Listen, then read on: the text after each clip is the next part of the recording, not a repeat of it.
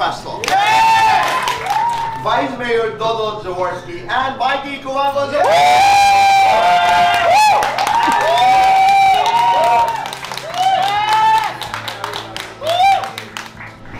We've been married for almost 25 years. 25 years. Nagsabi ko nga, but every... July 1999. Yes. for every... in every relationship, rather, there's no such thing as a perfect match. It's always, you know, a matter of how much work you're willing to put in, how much effort you're willing to put in. At saka yung pagmamahal, hindi basta-basta, it doesn't just come naturally. You have to really invest in it.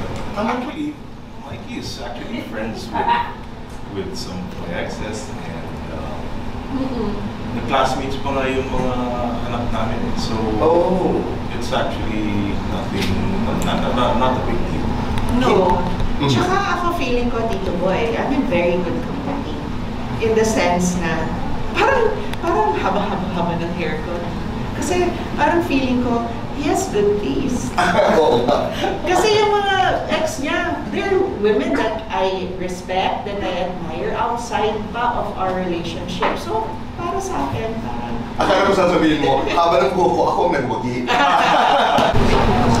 We just let them explore at this stage. Put it this way, I think when they were younger, they were asking about it. And sabi ko, isa lang ang feeling ko. Pagtapos ko yun ang pag-aaral nyo, if you want to decide to go into show business, it's up to you. Do what you want. Mikey is sweetest when? When she wants to be. No. Mikey is sexiest when? Every day. Okay, very good. Mikey, kamukha ni Rob. Parang ako. Kamukha ni Rafael. Siya. Paborito ni Renzo. Ay, Daddy. ako. Your last kiss, saan? Ngayon. Joke lang. Is that lights on or lights off? Lights off ako. Sure. Happiness or chocolate? Ay, ayoko. Kasi alam ko na yan, Tito Boy. Happy na may kumakain ng tsokolate. Okay, that's time for eating chocolates. Anytime. The chocolate is available.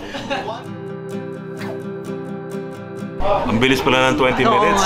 It flew by so fast. Pero again, as usual, masayang kausap si Tito Boy. At talagang mapapaisip ka sa fast talk niya. Pero kailangan mabilis. Kasi fast.